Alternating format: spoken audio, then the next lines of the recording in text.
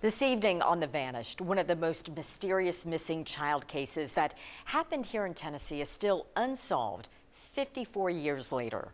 Dennis Lloyd Martin was just 6 years old when he vanished. Martin's case captured national attention.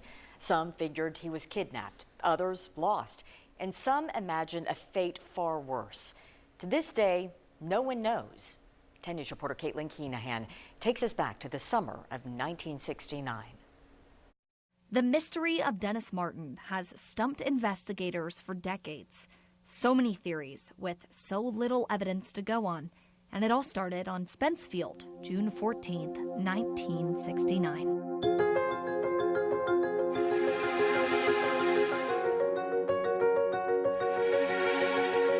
I've always thought of that case, when I see my own children and grandchildren reach that age, you think about that. You think, how could this person possibly go missing? Todd Matthews is the former director of the National Missing Persons Database. Dennis was one of the first names on it, also one they've never taken off. If NamUs is properly used, I think we can drastically cut down on missing and unidentified persons, even some of the older cases. According to the Park Service incident report, Dennis was last spotted at 4:30 p.m. That night, heavy rainstorms delayed search efforts. Harder to track. I'm sure it messed up footprints. I'm sure it made it harder to travel on foot. 2 days later, the National Guard, Special Forces, and rescue squads flew in to help. But it didn't end there. The search area has expanded as the days stretch into a full week since the youngster was reported missing. By day 7, 1,400 people showed up to look for Dennis, the biggest national park search of all time. In the history of search and rescue in the United States in general, it was a very large search and rescue effort. Looking back, Liz Hall, the current emergency manager for the Smoky Mountains National Park, says it wasn't the right move. From Dennis Martin, we learned that more resources isn't necessarily the right answer. According to NPS reports, the final cost of the search was $50,000. In 2023, that would be equivalent to $415,000. By June 25th, the case expanded nationwide. Investigator and author Michael Bouchard shares the documents. I have the letter that one of the Martin family members sent to Richard Nixon. That's how big, we're talking. The note from the Martin family to the president read, quote, "I pray you can cause additional help to be added to the effort." A number of rumors are making the rounds, some of them more popular than others, most of them based on far-fetched theory. The park wrapped up the search on June 29th, 1969. Rumors ran rampant. No trace was ever found. Nothing, and that seems almost impossible with so many people. There would have had to have been something.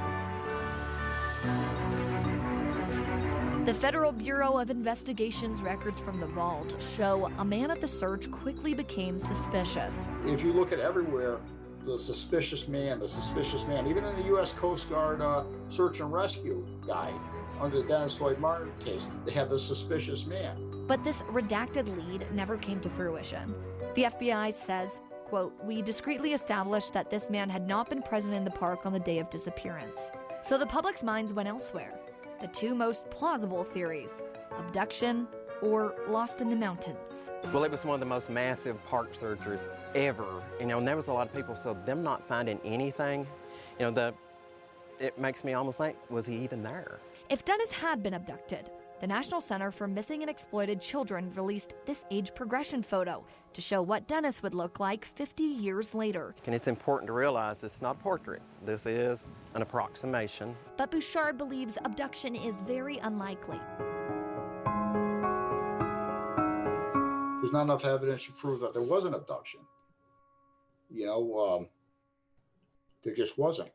The FBI agrees. Reports from 1969 say there's been absolutely nothing to indicate this occurred. If you look at the woods, especially in that area, you could disappear within a couple footsteps and never be found. The thickness of these woods has not changed in the last 55 years, but the methods of search and rescue have.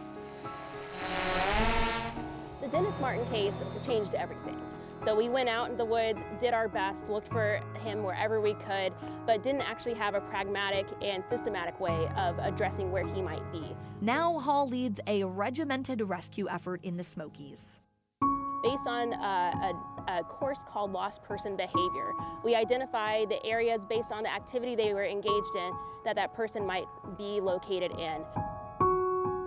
The hope is to prevent something like the Dennis Martin case from ever happening again. And that is 10 News' Caitlin Keenahan reporting on the vanished. Online right now, you can find a full list of East Tennessee's missing people and the circumstances behind their disappearances. Visit WBIR.com/vanished.